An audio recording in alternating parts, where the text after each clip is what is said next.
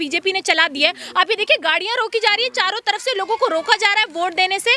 और लोग जो है, तमाम पार्टी के नेता ये बता रहे हैं कि भारतीय जनता पार्टी ने क्या व्यवस्था करी है। वो कांग्रेस को जो लोग वोट करने जा रहे हैं उनको रोक रहे हैं वोट देने से, बैरिकेडिंग्स लगा दी गई हैं, लोग वोट नहीं दे पा रहे। तो आप सोचिए कि क्या तानाशाही दिल्ली के अंदर चल रही है। अभी सरकार नहीं बनी इनकी, डबल इंजन की सरकार नहीं है दिल्ली के अंदर, तब इन्होंने ये व्यवस्था कर रखी है। और मोदी जी महाकुंभ में जाकर स्नान कर रहे हैं। आप ये सोचिए, जो लोग राजनीति में धर्म को लेकर के आ गए हैं, जो धर्म के नाम पर राजनीति करते थे, वो राजनीति में धर्म को लेकर आए हैं और आज वो धर्म के नाम पर राजनीति कर रहे हैं। आप ये देखिए कि आज वोटिंग है दिल्ली में और मोदी जी महाकुंभ में जाकर स्नान कर रहे हैं, मोदी जी डुबकी लगा रहे हैं। तो आप सोचिए कि क्यों? क्योंकि जनता को गुमराह करना है, धर्म के नाम पर वोट लेने हैं, इसलिए मोदी जी और तमाम मीडिया चैनल्स वहां पहुंचे हुए महाकुंभ में। आज वोटिंग का दिन है और आधे से ज्यादा मीडिया चैनल से दिखा रहे हैं कि मोदी जी महाकुंभ पहुंच चुके हैं, मोदी जी डुबकी लगा चुके हैं, कोई रास्ता नहीं रोका गया, बहुत अच्छी व्यवस्था है। तो आप ये बताइए, कितने आंकड़े बताइए कि कितने लोगों की मौत हुई महासंगम में, महाकुंभ में कितने लोगों की मौत हुई, ये आंकड़े ये नहीं बता पाएंगे। लेकिन मोदी जी को दिखाने के लिए टाइम पर पहुंच गए, जब उनका परिवार बिलख बिलख कर रो रहा था, लोग रो रहे थे, बहन बेटी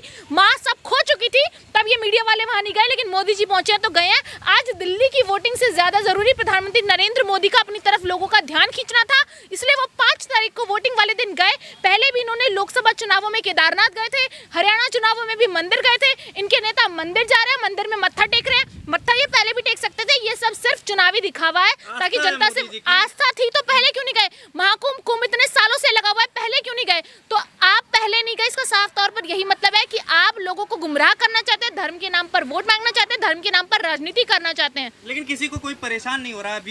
वीवीआईपी वाला जो व्यवस्था था वो है, लेकिन उतना कोई किसी को परेशानी नहीं। देखिए, परेशानी अब नहीं हो रही, परेशानी पहले भी नहीं हो रही थी। ये कह रहे थे, वो कह रहे थे बहुत अच्छी व्यवस्था है, लेकिन लोगों की मौतें हो गई। अब लोगों की मौतें हो गई, उसका कोई जिम्मेदार नहीं है। तो आप ये सोचिए कि जो सरकार महाकुंभ का क्रेडिट ले रही थी, वो आज जिम्मेदारी क्यों नहीं ले रही? सबसे बड़ा सवाल ये कि जिम्मेदारी कौन लेगा? अगर आप क्रेडिट लेते तो जिम्मेदारी आपकी बनती है। आज मोदी जी महाकुंभ चले गए हैं, दिल्ली के अंदर चुनाव है, योगी जी वहां पूरी कैबिनेट की मीटिंग कर महाकुंभ में दिल्ली आ जाते हैं। तो आप महाकुंभ के नाम पर दिल्ली में वोट मांगना चाहते हैं? दिल्ली की जनता बेवकूफ नहीं है, वो दिल्ली के कामों पर देखिए, वो वोट की बात की नहीं। सबको पता है आज का दिन क्यों चुना। इतने सारे दिन थे, चले जाते, जब लोगों की मौतें हुई तो लोगों के परिवारों से मिलने चले जाते उस वक्त। लेकिन मोदी जी नहीं पहुंचे, मोदी जी गए डुबकी लगाने, वोट की राजनीति करने। तो वो इससे साफ पता चलता है उन्हें हिंदू धर्म से कोई लेना देना नहीं, उन्हें सनातन धर्म से कोई लेना देना नहीं, उन्हें लोगों से कोई लेना देना नहीं, उन्हें सिर्फ डुबकी लगानी और वोट चाहिए, इसलिए वो डुबकी लगाने गए। मरे नहीं है, मोक्ष मिला है। धीरेन्द्र शास्त्री भी बोल, देखिए, धीरेन्द्र शास्त्री जैसे लोग जब तक इस धरती पे ना, तब तक लोगों को मोक्ष प्राप्त नहीं हो सकता। ये लोग ऐसे घटिया लोग हैं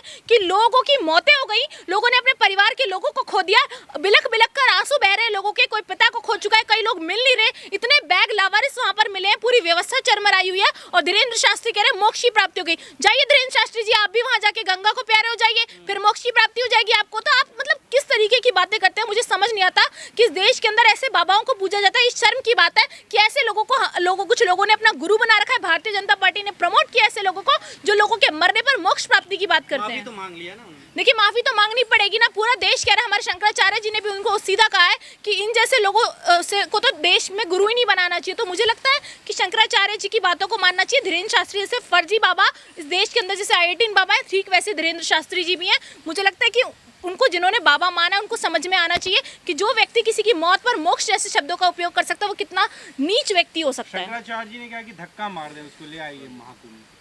बिल्कुल बिल्कुल सही कह रहे शंकराचार्य जी, एक बार मार के तो देखे कि मौत के बाद मोक्ष कैसे प्राप्त होता है। वहां ऐसी दुर्घटना हो गई, लोगों की ऐसी कंडीशन में मौतें हो गई, लोग वहां पर बिलख बिलख कर रो रहे थे, ऐसा आलम था कि पूरा देश के लोगों के आंखों में आंसू थे। और उस वक्त धीरेन्द्र शास्त्री ये कह रहे हैं कि मोक्ष की प्राप्ति हो गई। मुझे शर्म आती है कहते हुए भी कि ऐसे नेता हमारे सनातन धर्म के गुरु हैं, कुछ लोग उनको गुरु बनाकर आका बनाकर बिठा रखा है सत्ता पर। लेकिन जैसे फोटो आ रही, मोदी जी डुबकी लगा रहे हैं, कि जैकेट पहन करके तो कैसे? देखिए, मैं तो कह रही हूँ ये जैकेट इसलिए पहनी, मोदी जी को ठंड भी तो लगती है, ड्रामा तो करना है, जैकेट भी पहननी है। अब आप देखिए, हमारे सनातन धर्म में बिना वस्त्र के आप जनेऊ पहनकर और धोती पहन करके डुबकी लगाते हैं, लेकिन मोदी जी धोती नहीं पहन सकते। मोदी जी जैसे कैमरा जीवी ना, करोड़ों का सूट पहनकर जाते हैं लोगों से मिलने, ठीक वैसे ही वो कैमरा जीवी बनकर जैकेट पहनकर प्रॉपर डुबकी लगा रहे, प्रॉपर डुबकी भी नहीं लगा पा रहे वो। माला पहने हाथ देखिए, बिल्कुल रुद्राक्ष की माला तो दिखाने के लिए पहन ही लिया है। धर्म को मानने वाले व्यक्ति कभी भी जैकेट पहनकर एक तो डुबकी नहीं लगाएगा, दूसरी बात ये कि धर्म को मानने वाला व्यक्ति कभी भी राजनीति नहीं करेगा। और जिस दिन वोटिंग है एक राज्य में और आप देश के प्रधानमंत्री होते हुए वहां जाके डुबकी लगा रहे हैं तो शर्म की बात है। ये कहते हुए देश में कुछ भी होता है, देश में आपदा आती है, मोदी जी विदेशों का दौरा कर रहे होते हैं। आज जब देश में वोटिंग होती है तो मोदी जी मंदिरों में जाकर